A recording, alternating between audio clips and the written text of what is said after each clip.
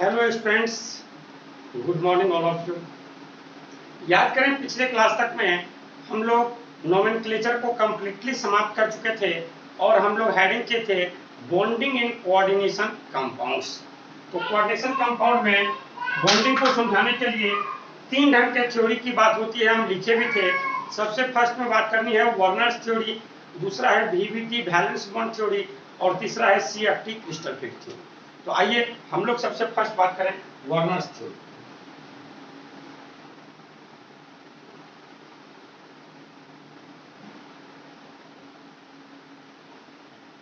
Werner's theory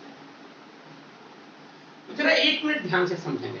ये Alfred Werner साहब जो थे, आप जैसे ही बुक देख रहे होंगे कोऑर्डिनेशन कंपाउंड शुरू हुआ होगा तो सबसे फर्स्ट आप देख रहे होंगे कि वर्नर्स थ्योरी ही होगा। वो सबसे फर्स्ट कोऑर्डिनेशन कंपाउंड्स में किस ढंग का अरेंजमेंट होगा, क्या होगा, नहीं होगा, कुछ हद तक बातों को वही समझाए थे बहुत पहले। वर्नर साहब का एज जो है 1866 में इनका जन्म हुआ था और 1919 में इनकी संभवतः मृत्यु हो गई थी। यही आपकी बुक में लिखा हुआ भी होगा।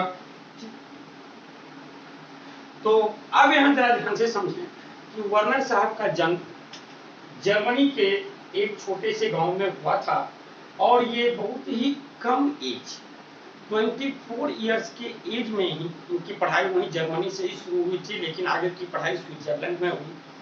तो इन बहुत ही कम एज 24, 25, 26 इयर्स की एज में ही इनका PhD थीसिस सबमिट हुआ और जिसमें ये कोऑर्डिनेशन कंपाउंड्स के स्ट्रक्चर से रिलेटेड बहुत सारी बातों को एक्सप्लेन किया और बहुत ही कम एज 26, 27 इयर्स के ही एज में ये स्विट्जरलैंड में ही केमिस्ट्री के प्रोफेसर बन गए और इन्हें 1913 ईस्वी में इस कार्य के लिए नोबेल प्राइज से सम्मानित भी किया गया और 1919 जैसा कि देख रहे हैं बहुत ही कम समय 52-53 इयर्स में इनकी मृत्यु भी हो गई।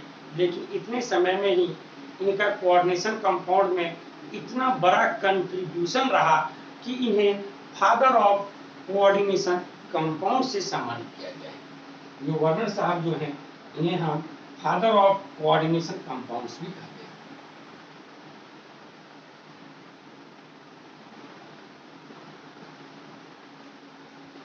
तो हम लोग इससे पहले कोऑर्डिनेशन कंपाउंड्स में सारी बातों को जान चुके हैं कैसे क्या होता है, लेकिन ये तो सबसे पहले ही वो बताए। तो देखिए क्या क्या बातों को बताए, इसे हम जरा ध्यान से देखें। तो वो देखें कि अगर हम बात करते हैं cobalt trichloride, zinc chloride, chromium trichloride, ठीक, तो यहाँ वो देख रहे थे कि जितना भी क्लोरीन है सारा का सारा क्या है, आयोनाइजेबल फॉर्म में है। सारा का सारा क्या है, जैसे ही ये ब्रेक करेगा तो क्या देगा, कोबाल्ट +3 और 3Cl-। इसमें जितना भी क्लोरीन है सारा का सारा क्या है, आयोनाइजेबल फॉर्म में है, इसलिए आयंस को फ्रीली प्रोड्यूस कर रहा है। इसे वो क्या बोले, प्राइमरी वैलेंसी। तो बोले कि यहाँ प्राइमरी वैलेंसी 3 है, यहाँ भी 3 है, यहाँ भी यहाँ क्या है, 2 है।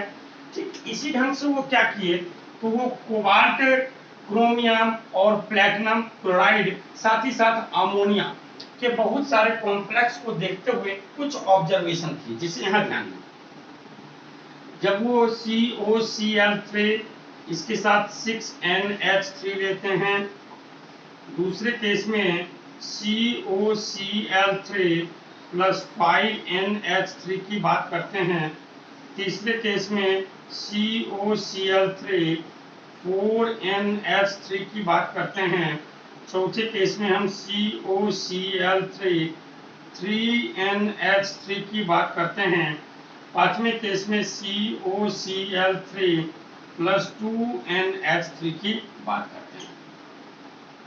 तो वो पाए कि ये जो पूरा का पूरा हमारा हो रहा है COCl3.6NH3, जब हम इसके एक्वस सॉल्यूशन में एक्सेस ऑफ AgNO3 को डाल दें, एक्सेस ऑफ AgNO3 को डाले तो वहां से वो पाए कि इससे 3 मोल AgCl प्रेसिपिटेट हुआ।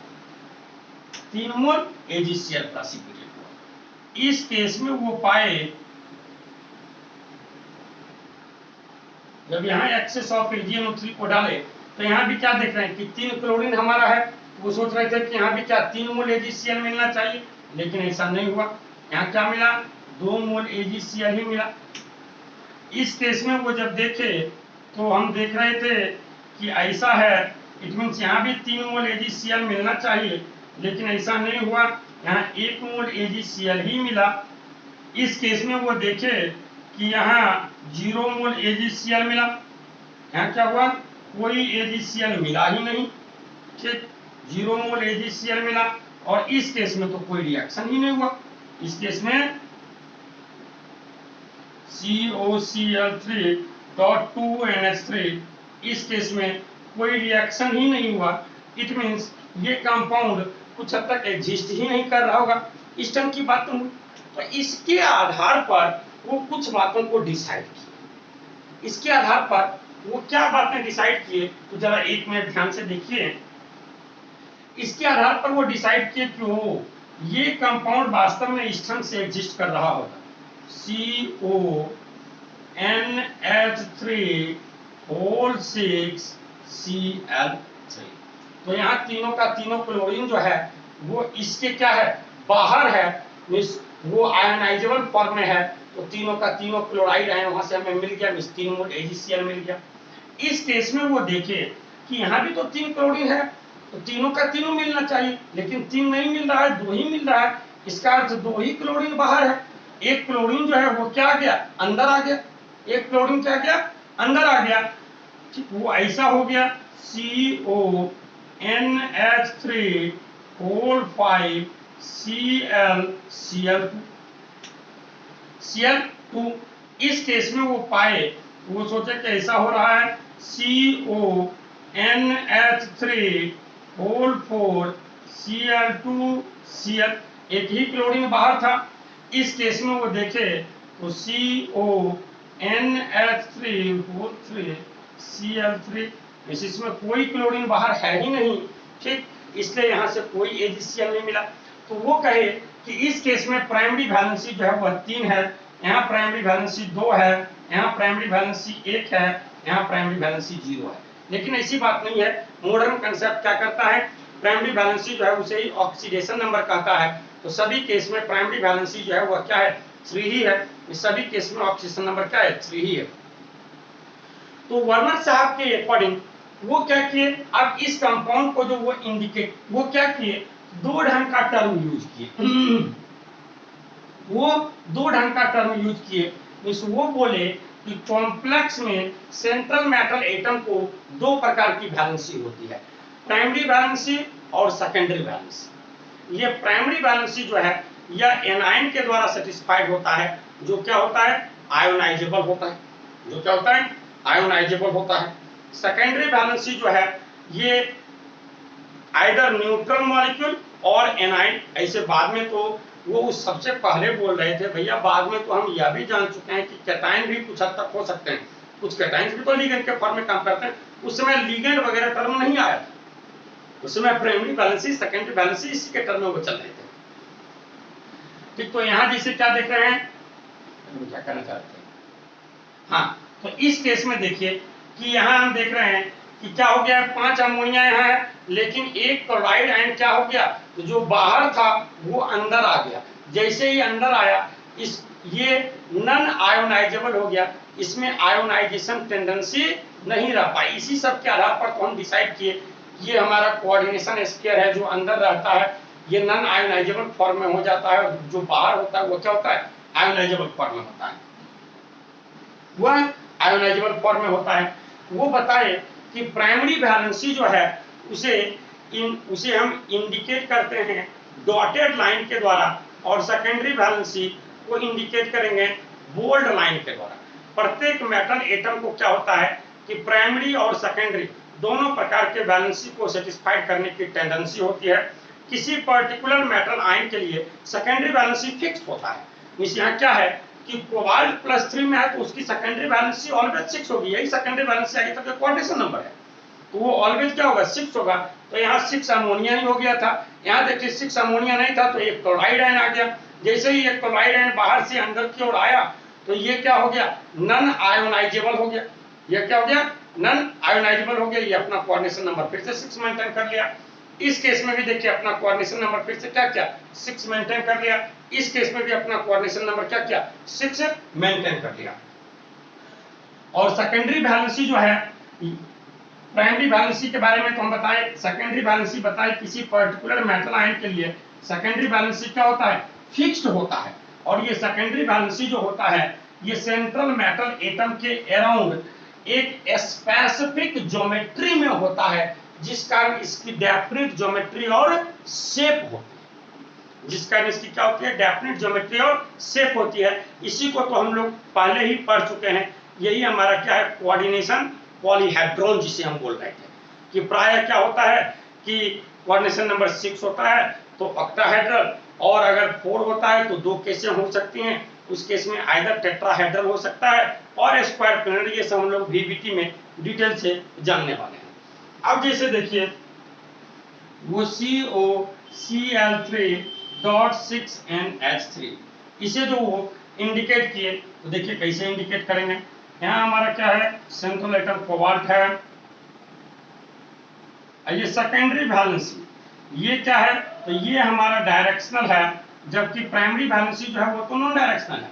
तो इससे 6 क्या करेंगे, NH3 को ऐड कर देते हैं।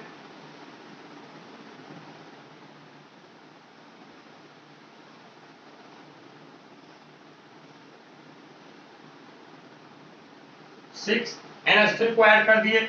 ये इसके क्या कर रहा है, सेकेंडरी वैलेंसी को इंडिकेट कर रहा है। जो सेकेंडरी वैलेंसी आपको क्या बोले, डायरेक्शनल होगा, तो बिल्कुल ये डायरेक्शनल ऑक्टाहेड्रल ज्योमेट्री में आ गया। लेकिन ये जो 3 हमारा प्राइमरी वैलेंसी है ये तो नॉन डायरेक्शनल है, तो आप कहीं भी दर्शा दें। और इसे हम क्या कर रहे हैं, डॉटेड लाइन के द्वारा इंडिकेट करते हैं। तो डॉटेड लाइन के द्वारा इंडिकेट कर दिए, डॉटेड लाइन के द्वारा इंडिकेट कर दिए। अब यहाँ जैसे हम देखें COCl3.5NH3, इसी को हम आगे चल के ऐसा लिख रहे हैं CONH3/5Cl। देखिए एक क्लोराइड आयन क्या है। अब इस केस में आप देखें तो ये हमारा था CONH3/6Cl3। अगर हम इसे ब्रेक करते तो क्या हो रहा था, CONH3/6, इस पे चार्ज आएगा 3+ और यहाँ क्या हो जाएगा 3Cl-। इसकी बात कीजिए तो अब देखिए एक क्लोराइड आयन क्या हो गया, अंदर चला गया। तो जो क्लोराइड आयन अंदर गया वो अब क्या हो जाएगा, नॉन आयोनाइजेबल हो जाएगा। और जितना निगेटिव चार्ज अंदर आएगा इसके ऊपर का पॉजिटिव चार्ज उतना से क्या हो जाएगा, घट जाएगा। तो एक क्लोराइड आयन अंदर आया तो पहले पॉजिटिव चार्ज हमारा 3 था, अब पॉजिटिव चार्ज क्या हो जाएगा, 2 हो जाएगा।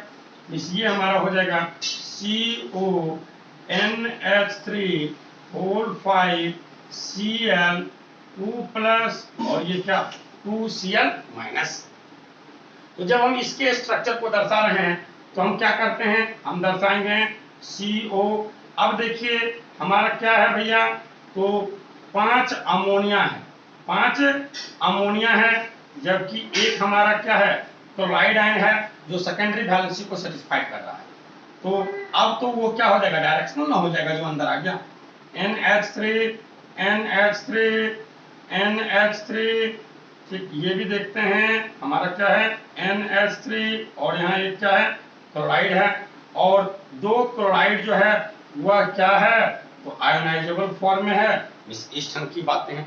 तो ये सब बातें ऐसे ही बेकार ढंग की बातें हैं, इसमें हमें कुछ नहीं दिमाग लगाना है। इन सारी बातों को हम लोग पहले ही जान चुके हैं और डिटेल में हम लोग मॉडर्न कंसेप्ट के अकॉर्डिंग जान चुके हैं कि कहाँ क्या होता है। ये तो सबसे फर्स्ट बात वो बोले, कोऑर्डिनेशन में लिगेंड टर्म भी नहीं आया था, कोऑर्डिनेशन स्फीयर, आयोनाइजेशन स्फीयर, ये वो कुछ ढंग की बातें नहीं थी।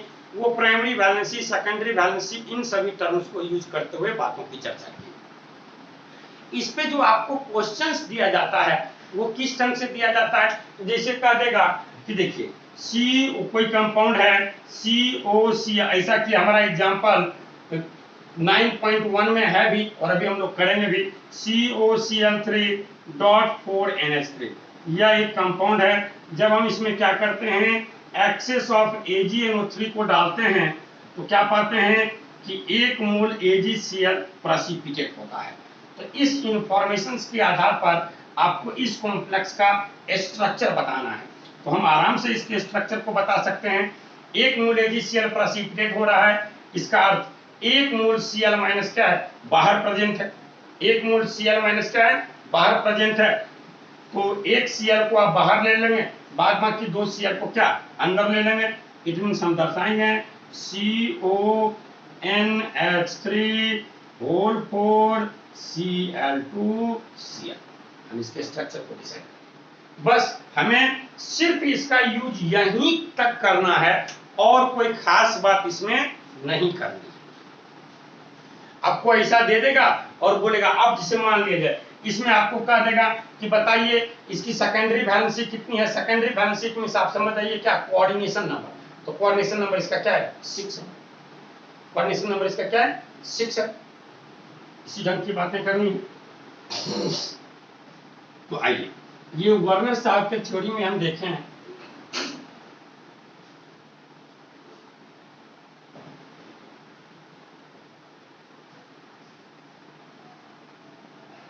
बिल्कुल एक्सपेरिमेंटल ऑब्जर्वेशन के आधार पर इन्हें जो बातें मिली उसे वो एक थ्योरी के फॉर्मेट में दी।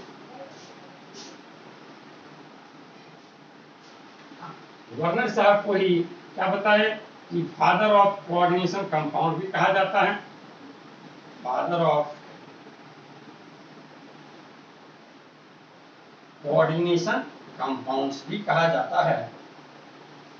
तो वर्नर्स थ्योरी का main postulates are as follow. Main postulates are as follow. First point में क्या कहता है, तो कहता है कि central matter atom in complex has 2 types of valencies.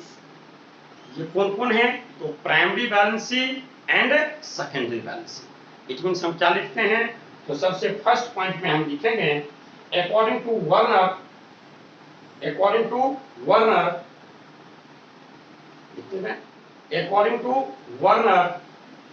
The central matter atom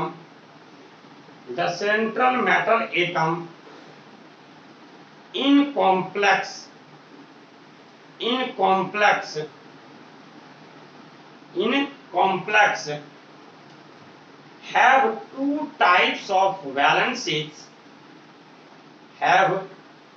types of valencies. These are A में लिख लें प्राइमरी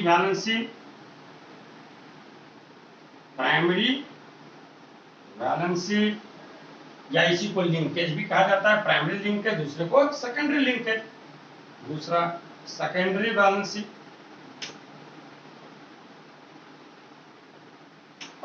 दूसरा सेकेंडरी वैलेंसी। तो फर्स्ट पॉइंट में हम क्या देखें, तो फर्स्ट पॉइंट में हम यह देखें कि according to Werner central matter atom in complex have 2 types of valencies. These are primary valency and secondary valency. ठीक, सेकेंड पॉइंट में आइए। तो सेकेंड पॉइंट में लिखते हैं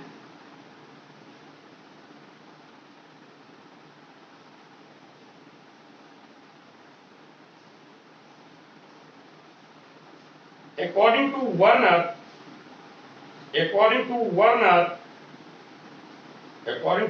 Werner primary valency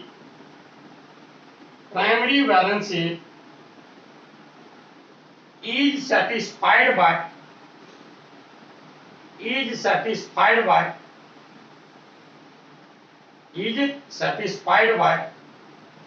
negative ion, इसके ब्रैकेट में आप लिख सकते हैं that is anion, negative ion satisfied by negative ion, bracket में आप लिख सकते हैं that is anion which is ionizable, which is ionizable, which is ionizable and non-directional, ionizable and non-directional, second point लिखे। इसी पॉइंट के अंतर्गत पैराग्राफ चेंज करके लिख दें, इसी पॉइंट के अंतर्गत पैराग्राफ चेंज करके आप लिख दें, according to modern concept, according to modern concept,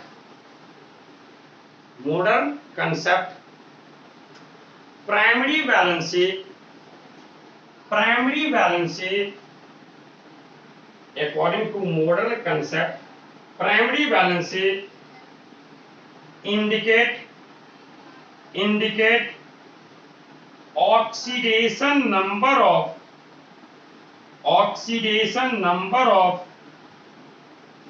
metal atom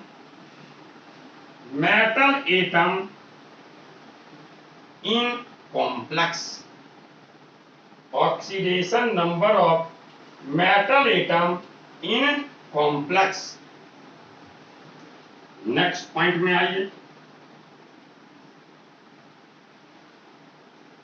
next point में उनका क्या कहना है, वर्नर साहब का कहना है कि सेकेंडरी वैलेंसी जो है वह सेटिस्फाइड होता है आइदर बाय निगेटिव आयन और बाय न्यूट्रल मॉलिक्यूल, और जो क्या होता है नॉन आयोनाइजेबल होता है और डायरेक्शनल नेचर का होता है, और क्या होता है डायरेक्शनल नेचर का होता है। जबकि इसी में हम क्या कहेंगे कि मॉडर्न कंसेप्ट के अकॉर्डिंग सेकेंडरी बैलेंसी क्या कर रहा है, तो कोऑर्डिनेशन नंबर को इंडिकेट कर रहा है।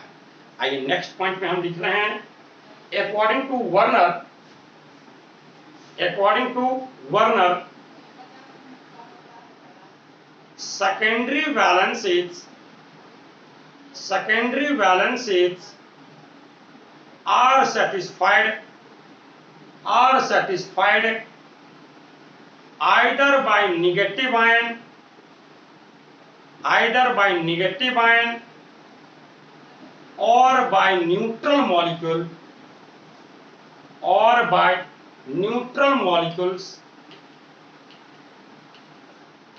either by negative ions or by neutral molecules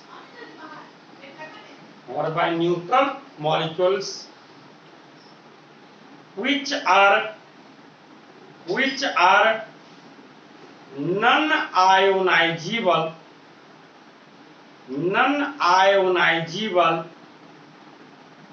and directional in nature, non-ionizable and directional in nature, इसी पॉइंट के अंतर्गत पैराग्राफ चेंज करके लिखते हैं, पैराग्राफ चेंज कर लिखें, according to modern concept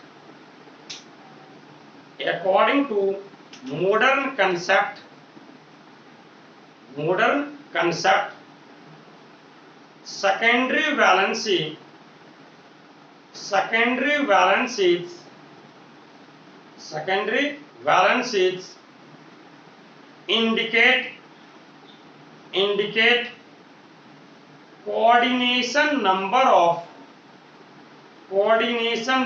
of central metal atom, coordination number of central metal atom in complex, coordination number of central metal atom in complex।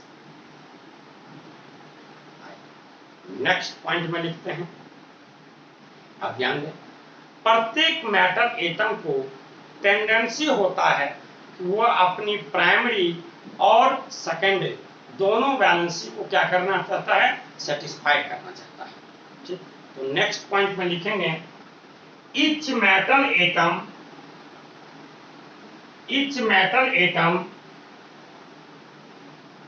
in complex in complex has tendency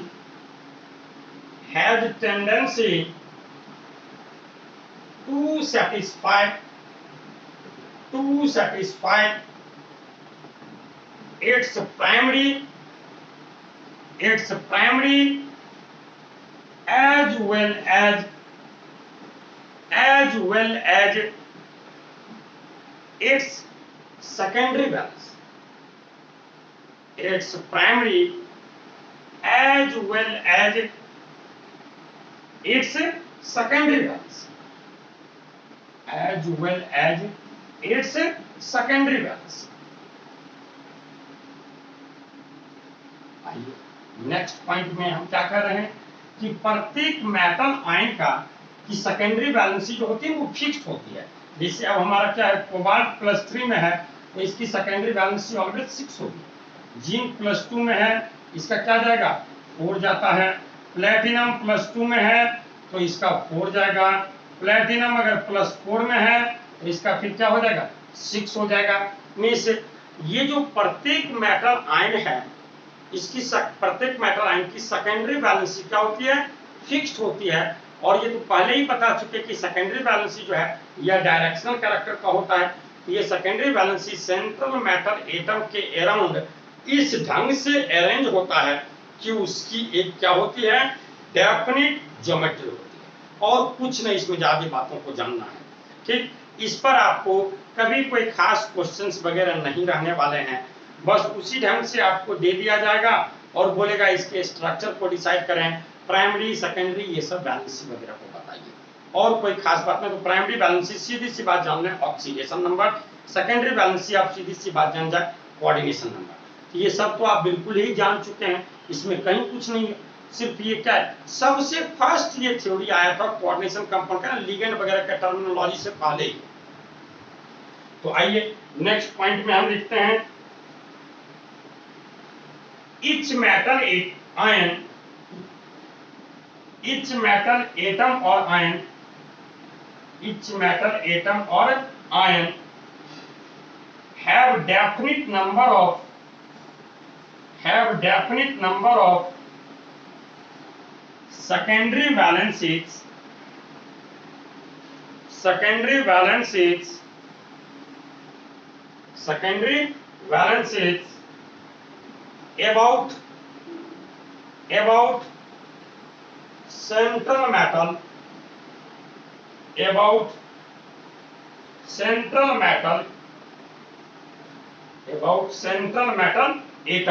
about central metal atom full stop दें। इसके बाद लिखेंगे these valencies are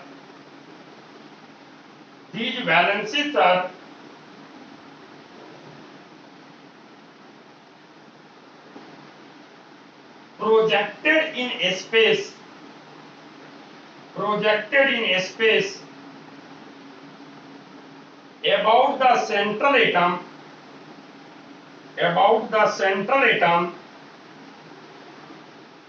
in such a manner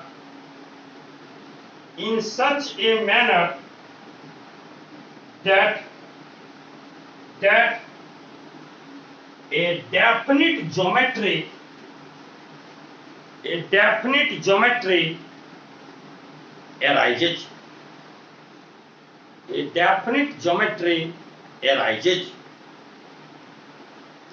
geometry arises. बस इसी 5 point की हम लोग चर्चा पहले फिर से एक बार ध्यान से सुने। हम क्या बताए, वर्नर साहब के अकॉर्डिंग क्या कहना है कि कॉम्प्लेक्स में मेटल एटम को 2 प्रकार की वैलेंसी होती है, प्राइमरी और सेकेंडरी वैलेंसी। ये प्राइमरी वैलेंसी जो है ये negative ion it means anion के द्वारा सेटिस्फाइड होता है, जो क्या होता है आयोनाइजेबल होता है और नॉन डायरेक्शनल नेचर का होता है। मॉडर्न कंसेप्ट के अकॉर्डिंग यही प्राइमरी वैलेंसी क्या है ऑक्सीडेशन नंबर को इंडिकेट करता है। दूसरे केस में वर्नर साहब के अकॉर्डिंग सेकेंडरी वैलेंसी जो है यह सेटिस्फाइड होता है आइदर बाय नेगेटिव आयन और बाय न्यूट्रल मॉलिक्यूल। क्या होता है तो ये नॉन आयोनाइजेबल होता है और डायरेक्शनल नेचर का होता है। और क्या होता है? डायरेक्शनल नेचर का होता है। मॉडर्न कंसेप्ट के अकॉर्डिंग हम देखें कि मॉडर्न कंसेप्ट क्या कहता है कि सेकेंडरी वैलेंसी जो है यही क्या करता है? कोऑर्डिनेशन नंबर को इंडिकेट करता है। प्रत्येक मेटल एटम को दोनों प्रकार की वैलेंसी को सेटिस्फाइड करने की टेंडेंसी होती है, primary as well as secondary valency, दोनों प्रकार की वैलेंसी को सेटिस्फाइड करने की टेंडेंसी होती है। नेक्स्ट में हम देखें कि किसी पर्टिकुलर मेटल एटम या आयन की सेकेंडरी वैलेंसी जो है वह क्या होती है? फिक्स्ड होती है। और ये secondary valency central metal atom और आयन के अराउंड इस ढंग से 3 डायमेंशनल स्पेस में प्रोजेक्टेड होते हैं कि उसकी एक डेफिनिट ज्योमेट्री अराइज है और कुछ नहीं इसमें करना है। अब ठीक जो बातें समझानी थी डॉटेड लाइन से, ये वो झूठ का स्ट्रक्चर कुछ नहीं दर्शाना है। अब जरा ध्यान दें, इसके आधार पर क्या होता है तो आपको क्वेश्चंस में, अब जैसे ध्यान दें, क्वेश्चन आपको दे दिया और बोलेगा कि बताइए सेकेंडरी वैलेंसी, जैसे कि एनसीईआरटी यहाँ रखे हैं, एनसीईआरटी को ला रहे हैं। देखिए इसमें हमारा एग्जाम्पल 9.1 क्वेश्चन क्या कहता है? एग्जाम्पल 9.1 क्वेश्चन क्या कहता है? कहता है on the basis of following observations made with aqueous solution assign secondary valency to metal in the following compounds। इधर हमारा फॉर्मूला दे दिया है, बस इसी ढंग के कंपाउंड्स की बात ही होती है।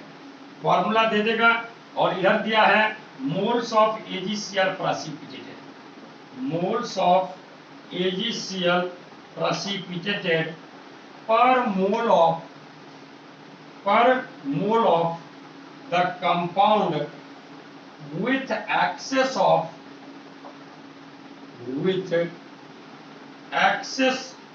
AgNH, excess of Ag। आइए फर्स्ट में देखते हैं तो हमारा क्या है?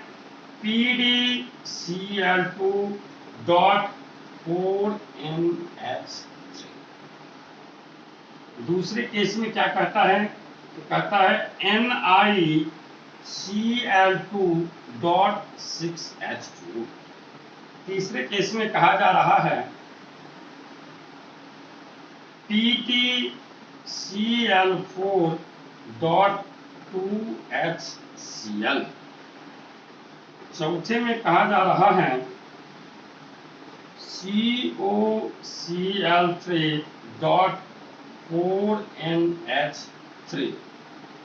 पांचवें में कहा जा रहा है, अरे कटता तो नहीं है भाई, PtCl2.2NH3। यहाँ तक तो नहीं कटना चाहिए, एक बार देखिए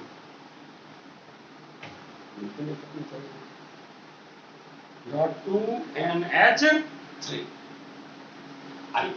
अब जरा ध्यान दें, इस केस में कहता है 2 मोल AgCl प्रेसिपिटेट किया, इस केस में भी कहता है 2 मोल AgCl प्रेसिपिटेट किया, यहाँ 0 मोल AgCl प्रेसिपिटेट किया है, यहाँ 1 मोल AgCl प्रेसिपिटेट किया है और यहाँ 0 मोल प्रेसिपिटेट।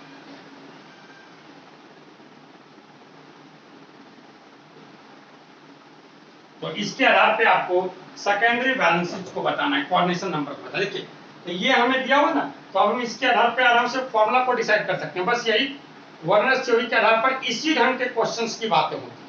ये दे दिया आपको फॉर्मूला वगैरह डिसाइड करना, इसके बारे में अब कोऑर्डिनेशन को आप इतने अच्छे ढंग से पढ़ चुके हैं कि कहीं कोई दिक्कत की बात नहीं है। आप क्या देख रहे हैं कि 2 मोल AgCl दे रहा है, इसका अर्थ दोनों का दोनों क्लोराइड जो होना चाहिए वो बाहर होना चाहिए। इट मीन से आप देख रहे हैं कि इसका कोऑर्डिनेशन नंबर, अब इसका यहाँ अगर आप देखेंगे ऑक्सीडेशन नंबर क्या है भैया? 2 हो जाएगा। ऑक्सीडेशन नंबर क्या हो जाएगा? 2 हो जाएगा। तो जब हम PdCl2 इसकी बात करते हैं तो देखिए हम क्या दर्शाएंगे? PdNH3, PD मींस पैलेडियम, ये एक एलिमेंट है, और बाहर क्या हो गया? Cl2। बाहर क्या हो गया? Cl2। इस केस में आइए 2 मोल दिया, तो यहाँ भी आप क्या देखेंगे? NiH2O6 H2O6, 2 क्लोरीन को बाहर कर देते हैं। इस केस में देखिए 0 मोल है, इसका सारा का सारा क्लोरीन क्या होगा? अंदर ही चला जाएगा। सारा का सारा क्लोरीन क्या होगा? अंदर ही चला जाएगा। तो 4 क्लोरीन यहाँ से और 2 क्लोराइड यहाँ से 6 क्लोरीन अंदर चला जाएगा। कि इसको ब्रेक कीजिए ना, H प्लस और क्या Cl- दोनों को अंदर लेकर चले आइए तो दो बाहर क्या हो जाएगा, 2 हाइड्रोजन रह जाएगा। इस ये हमारा हो जाएगा PtCl6, बाहर क्या हो जाएगा H2, बाहर क्या हो जाएगा H2। इस केस में देखिए 1 मोल दे रहा है तो ये क्या हो जाएगा CONH3 होल 4, ये हमारा हो जाएगा Cl2 और बाहर 1 मोल क्लोरीन तो है ही। इस केस में आइए क्या है 0 मोल, इसका अर्थ क्या हो जाएगा PtNH3 होल 2 और क्या देखिए ना, यहाँ प्लेटिनम क्या है 2 में, इसका कोऑर्डिनेशन नंबर 4 पूरा किया, जबकि यहाँ प्लेटिनम हमारा क्या है, यहाँ हमारा प्लेटिनम 4 में है तो ये अपना कोऑर्डिनेशन नंबर क्या किया 6 पूरा किया। ठीक, तो अब हमें कहता है कि इसका सेकेंडरी वैलेंसी बताइए, मींस क्या कोऑर्डिनेशन नंबर बताइए। तो इस केस में सेकेंडरी वैलेंसी हम क्या बोल देंगे 2, सॉरी सेकेंडरी वैलेंसी क्या बोल देंगे 4, कोऑर्डिनेशन नंबर क्या हो गया 4, क्योंकि अमोनिया क्या है यूनिडिनेट लिगेंड है, तो एक अमोनिया एक कोऑर्डिनेट बॉन्ड बनाएगा तो 6 के लिए क्या, सॉरी 4 के लिए क्या 4 कोऑर्डिनेट बॉन्ड बन जाएगा, तो इसका कोऑर्डिनेशन नंबर 4 हो जाएगा। इस केस में वाटर है, बताइए इस केस में भी क्या कोऑर्डिनेशन नंबर हमारा हो जाएगा 6। इस केस में आएंगे तो हमारा कोऑर्डिनेशन नंबर क्या हो जाएगा 6। इस केस की बात करेंगे तो कोऑर्डिनेशन नंबर क्या हो जाएगा, यहाँ भी हो जाएगा 6। इस केस में कोऑर्डिनेशन नंबर क्या हो जाएगा 4 हो जाएगा ना। फर्स्ट केस में अगर हम कोऑर्डिनेशन नंबर की बात करते हैं सेकेंडरी बैलेंस में, इसका कोऑर्डिनेशन नंबर तो देखिए 4 है, it means secondary balance coordination number पहले में क्या हो जाएगा 4 हो जाएगा। दूसरे केस में आते हैं तो ये हमारा क्या हो रहा है 6 हो रहा है ना, तो कोऑर्डिनेशन नंबर क्या हो जाएगा वहां 6 हो जाएगा। इस केस में देखिए ये भी क्या हो गया, तीसरे में कोऑर्डिनेशन नंबर हमारा 6 हो जाएगा। चौथे केस में भी हमारा कोऑर्डिनेशन नंबर क्या हो जाएगा 6 हो जाएगा। और पांचवें केस में हमारा कोऑर्डिनेशन नंबर क्या हो जाएगा 4। पांचवें केस में हमारा कोऑर्डिनेशन नंबर क्या हो जाएगा 4। कहीं कोई दिक्कत, यही हमारा क्या है वर्नर्स थ्योरी है, और इसमें कोई खास बात नहीं है। वर्नर साहब के बारे में यहाँ आप देख रहे हैं सब कुछ लिखा गया हो कि वो प्रोफेसर बने, ये वो 29 इयर्स के एज में देख रहे हैं, he at the age of 29 years become a full professor at क्या नाम है चूड़ी की स्विट्जरलैंड का यूनिवर्सिटी थी 1895। Alfred Werner was a chemist and educationalist. He is a तो यहाँ देखिए बिल्कुल सब कुछ दिया हुआ है। 3 वर्ष में ये अपना क्या किए थे, PhD थीसिस जमा किए थे 1893 में। First to win the Nobel Prize in 1930 for his work on the linkage of atoms and the coordination theory. तो ये बात हो गई, इसमें कोई खास बात नहीं है, सिर्फ ये इस पे कहीं ज्यादा क्वेश्चन, क्योंकि ये देखिए बहुत ही ओल्ड कंसेप्ट ढंग की बातें हैं, इसलिए इस पे बहुत ज्यादा कोई क्वेश्चंस वगैरह की पॉसिबिलिटियां नहीं होती हैं। सिर्फ उसी ढंग से दे देता है और बोला इतना मोल AgCl प्रेसिपिटेट किया तो इसका स्ट्रक्चर बताइए, ठीक, या फिर अब जैसे दे दिया कि कितना टोटल कितने मोल आयंस मिलेगा इस पे डिसोसिएशन से, तो ऐसा है 2 मोल AgCl दे रहा है तो बताइए टोटल कितना मोल आयन मिल रहा होगा, तो आप आराम से बता सकते हैं ये 1 मोल आयन और ये 2 मोल आयन, तो इसका 3 मोल आयन हो जाएगा। इस केस की भी बात करें इसका क्या 2 मोल और ये 1 मोल क्या 3 मोल, इस केस में भी 2 मोल और ये 3 मोल, इस केस में ये 1 मोल और ये 1 मोल क्या 2 मोल, जबकि इस केस में तो कोई आयंस मिलेगा ही।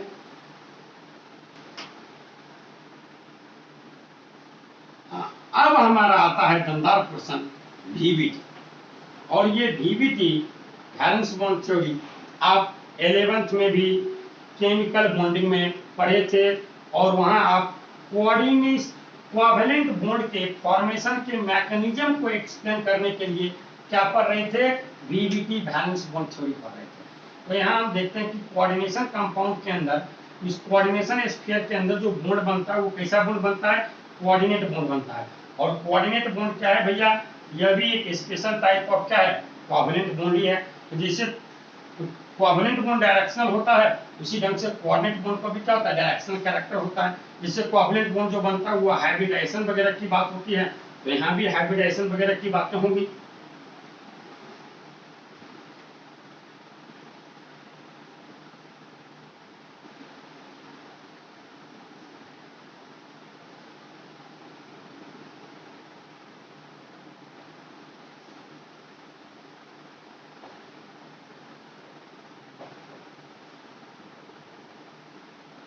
इसी को शॉर्ट फॉर्म में बोला जाता है, इसी को शॉर्ट फॉर्म में बोला जाता है VBT। जरा 1 मिनट समझेंगे, आपको तुरंत सारी की सारी बातें याद आ जाएंगी। जैसे कि आप ऑर्गेनिक वगैरह में ही पढ़े, हम लोग 11th में देखिए कार्बन की बात करते हैं, कार्बन का एक साइक्लिक स्टेट कॉन्फ़िगरेशन देखते हैं, तो वैलेंस शेल में हम क्या लिखते हैं 2s1 2px1 2py1 और क्या 2pz1। तो क्या कहते हैं कि ये अभी 4 हाइड्रोजन के 1s1, यहाँ भी 1s1, यहाँ भी 1s1 और यहाँ भी 1s1, इससे आराम से ओवरलैप करते हुए बॉन्ड का फॉर्मेशन कर लेगा, CH4 बन जाएगा। क्या बिल्कुल ऐसा नहीं होगा, क्योंकि अगर ऐसा होता तो CH4 में जो 4 बॉन्ड बनेगा, देखिए वो 2 ढंग का बॉन्ड हो जाएगा। एक बॉन्ड क्या होगा SS ओवरलैप के कारण बन रहा होगा, जबकि 3 बॉन्ड जो है वो क्या sp ओवरलैप के कारण बन रहा होगा। तो इसका स्ट्रेंथ और इसका स्ट्रेंथ क्या हो जाएगा, अलग अलग हो जाएगा। दूसरी बात, ये जो 3 बॉन्ड है px py और pz, ये तीनों क्या होगा 90 डिग्री के एंगल पे होगा, जबकि ये क्या होगा उससे कुछ दूसरे एंगल पे हो जाएगा। जबकि ऐसी बात आप जानते हैं नहीं होता है कि CH4 में जो 4 कार्बन हाइड्रोजन बॉन्ड होते हैं, सारे के सारे क्या होते हैं इक्विवेलेंट होते हैं और क्या होते हैं इक्विडिस्टेंट होते हैं। तो कैसे होता है भैया, क्योंकि बॉन्ड के फॉर्मेशन से पहले ही वैलेंस शेल के ऐसे एटॉमिक ऑर्बिटल जिनकी क्या है कंपैरेबल एनर्जी है, वो आपस में क्या करते हैं मिक्स करते हुए नए ऑर्बिटल्स का फॉर्मेशन करते हैं, नए ऑर्बिटल्स का फॉर्मेशन करते हैं in identical numbers in arrange in a definite geometrical shape. इसी ऑर्बिटल्स को हम क्या कहते हैं हाइब्रिड ऑर्बिटल कहते हैं। और अब ये हाइब्रिड ऑर्बिटल ओवरलैप की बात करता है, इसलिए चारों का चारों आपस में मिक्स कर दिया तो क्या बन जाएगा 4 sp3 हाइब्रिड ऑर्बिटल्स बन जाएगा कार्बन का। और जब ये कार्बन का 4 sp3 हाइब्रिड ऑर्बिटल्स बन गया, हाइब्रिड ऑर्बिटल्स को हम क्या करते हैं p ऑर्बिटल की तरह ही दर्शाते हैं, बस अंतर क्या होता है एक लोग छोटा होता है, एक लोग क्या होता है बड़ा होता है। 4 है तो ये टेट्राहेड्रल ज्योमेट्री में चला जाएगा, एक ऊपर की ओर ले लेंगे, ठीक।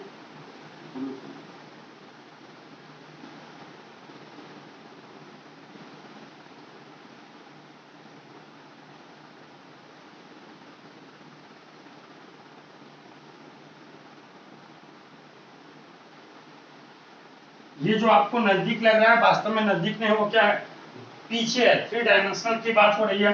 अब ये 4 कार्बन का क्या है sp3 sp3 sp3 sp3 hybrid orbital है, इससे हाइड्रोजन का s हाइड्रोजन का s हाइड्रोजन का s और हाइड्रोजन का s आपस में ओवरलैप कर लिया तो देखिए क्या बन गया CH4 बन गया।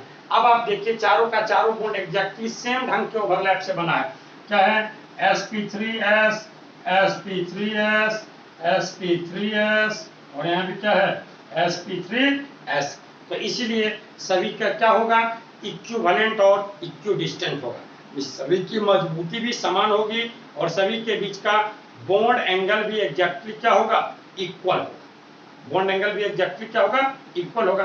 तो इसी ढंग की बात यहाँ भी होती है, सिर्फ यहाँ कोवैलेंट बॉन्ड बन रहा था तो कोवैलेंट बॉन्ड में क्या होता है म्यूचुअल शेयरिंग के द्वारा बनता है, जबकि कोवैलेंट बॉन्ड जो है वो तो क्या होता है भैया वन साइडेड शेयरिंग के द्वारा बनता है, ठीक। जो लिगेंड है वही दोनों का दोनों इलेक्ट्रॉन प्रोवाइड करेगा, बॉन्ड के फॉर्मेशन के लिए जो 2 इलेक्ट्रॉन चाहिए दोनों का दोनों इलेक्ट्रॉन क्या करेगा एक ही बॉन्ड फॉर्मिंग एटम क्या करेगा प्रोवाइड करेगा। तो यहाँ मेटल और लिगेंड के बीच जो बॉन्डिंग अराइज करेगी वो कैसे अराइज करेगी, तो by the donation of lone pair of electron from donor atom of ligand two donor ligand के डोनर एटम से मेटल के वैकेंट ऑर्बिटल, क्योंकि अगर मेटल का वैकेंट ऑर्बिटल होगा तब ना वो 2 इलेक्ट्रॉन को एक्सेप्ट कर पाएगा, अगर एक उस ऑर्बिटल में पहले से ही 1 इलेक्ट्रॉन हो तब तो वो 2 इलेक्ट्रॉन को एक्सेप्ट कर ही नहीं सकता है, क्योंकि जैसे ही 2 इलेक्ट्रॉन को एक्सेप्ट करेगा एक ऑर्बिटल में क्या हो जाएगा 3 इलेक्ट्रॉन हो जाएगा। ऐसा तो कभी हो ही नहीं सकता, ऐसा तो कभी हो ही नहीं सकता, एक ऑर्बिटल में तो मैक्सिमम 2 ही इलेक्ट्रॉन हो सकते हैं। तो मेटल के वैकेंट ऑर्बिटल्स में क्या होगा तो लिगेंड के डोनर एटम्स के द्वारा इलेक्ट्रॉन पेयर को डोनेट किया जाएगा। अब जरा ध्यान दें, फिर ये जैसे कि यहाँ होना चाहिए कि ये जो हमारा क्या प्योर एटॉमिक ऑर्बिटल जैसे क्या हो रहा था ओवरलैप में भाग नहीं ले रहा था, वहां भी मेटल के केस में भी क्या होगा उसका suitable number of vacant orbital, जैसे क्या है 4 बॉन्ड बनना है, तो 4 वैकेंट ऑर्बिटल्स जिनकी एनर्जी क्या हो, कंपैरेबल हो, वैलेंस का है, तो वो आपस में क्या करेगा, मिक्स करेगा, और मिक्स करते हुए 4 नए ऑर्बिटल्स का फॉर्मेशन करेगा, जिसे हम क्या बोलेंगे, हाइब्रिड ऑर्बिटल्स। अब ये हाइब्रिड ऑर्बिटल्स लिगेंड के एटॉमिक ऑर्बिटल्स के साथ ओवरलैप करते हुए बॉन्ड का फॉर्मेशन करेगा। अब जैसे 6 बनना है तो 6 वैकेंट ऑर्बिटल्स, इसीलिए से आप देखते हैं कि कोऑर्डिनेशन कंपाउंड में प्राय सेंट्रल मेटल एटम जो होता है वो क्या होता है, ट्रांजिशन एलिमेंट्स ही होते हैं, क्योंकि इनके पास क्या है, suitable number of vacant orbitals होते हैं भाई से। तो आइए हम बात करते हैं वीवीटी और इसके कुछ पॉइंट्स को लिख लेते हैं।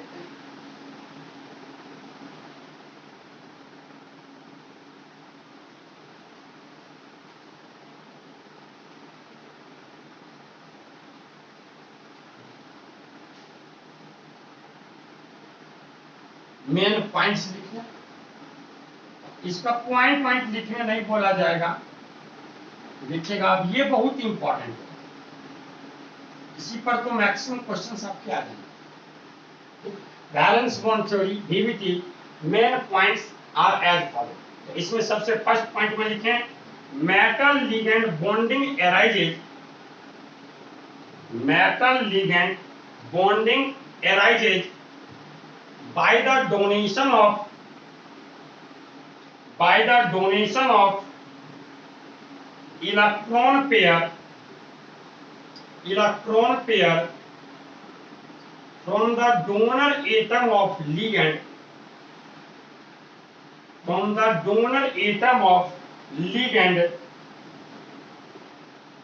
to metal atom or ion, to metal atom or ion, metal atom or ion। देखिए it means कॉमा देके लिखेंगे, कॉमा देके in order, कॉमा देके so in order to accept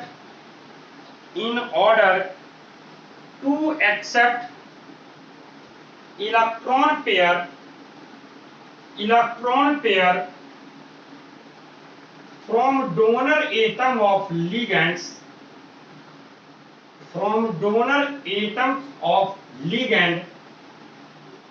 the central metal atom or ion,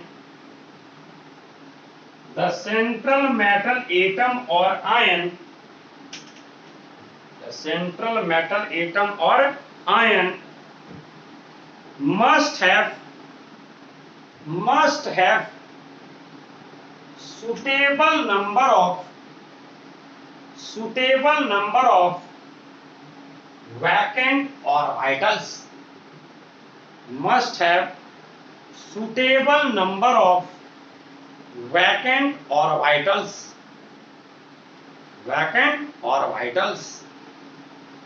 देखिए हम क्या कहे, तो हम बोले कि मेटल और लिगेंड के बीच जो बॉन्डिंग अराइज करता है वो कैसे अराइज करता है, तो by the donation of electron pair from the donor atom of ligand to central metal atom और आयन।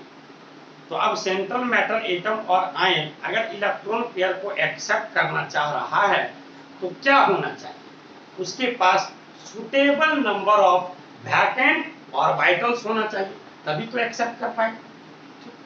दूसरे केस में अब हम बात करते हैं depending on the total number of bonds to be formed, the suitable number of atomic orbitals, the suitable number of atomic orbitals should mix to form identical orbitals in equal number। Means जितना vacant orbital हो, जितना bond बनेगा, अब उतने vacant orbitals आपस में क्या करेंगे, क्योंकि आप जैसे 6 बॉन्ड बनना है, तो अब यहाँ 2 ढंग का हाइब्रिडेशन हो सकता है, D2sp3 या sp3d2, ये तो आगे की बात होगी। इस अभी हम बात करते हैं sp3d2 की, तो एक s 3p और 2d वैकेंट ऑर्बिटल्स क्या करेंगे, आपस में मिक्स कर जाएंगे। तो देखिए कितना, एक s 3p 2d, 6 vacant orbital mix किया तो 6 ही नया ऑर्बिटल्स बनेगा, जिसे हम क्या बोलेंगे, हाइब्रिड ऑर्बिटल्स। और ये डेफिनिट ज्योमेट्री में चला जाएगा। इस हाइब्रिड ऑर्बिटल से लिगेंड का एटॉमिक ऑर्बिटल ओवरलैप होगा। तो चलिए दूसरे पॉइंट में लिखते हैं, depending on the total number of bonds to be formed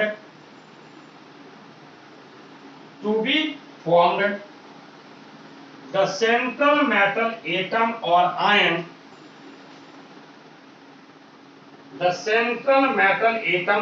ion can use appropriate number of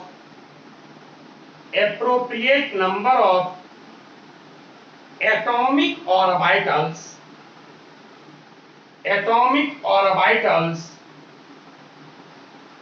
for hybridization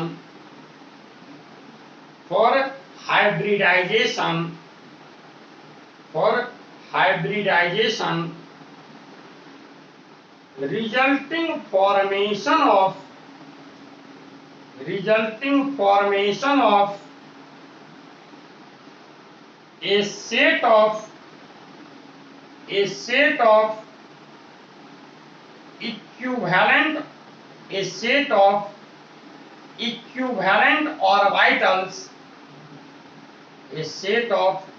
equivalent orbitals in equal number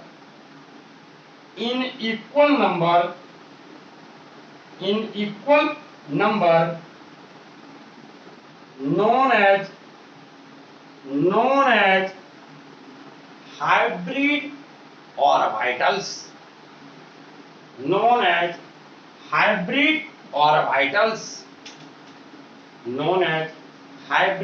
orbitals,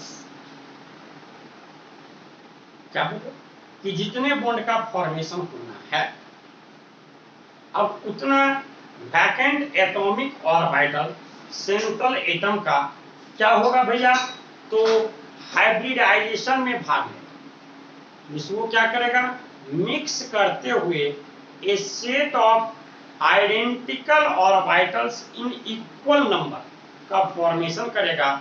इन्हीं ऑर्बिटल्स को हम क्या कहेंगे, हाइब्रिड ऑर्बिटल्स कहेंगे।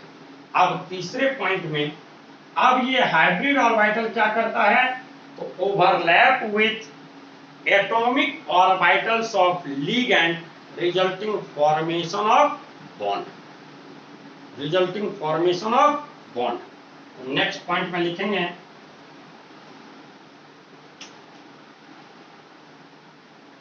these hybrid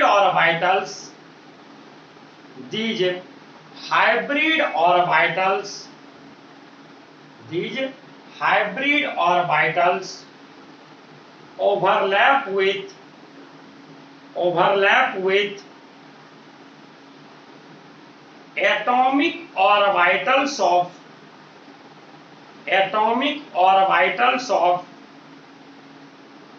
donor atom of ligand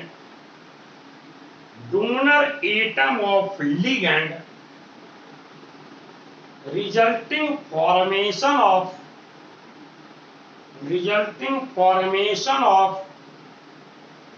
coordinate bond,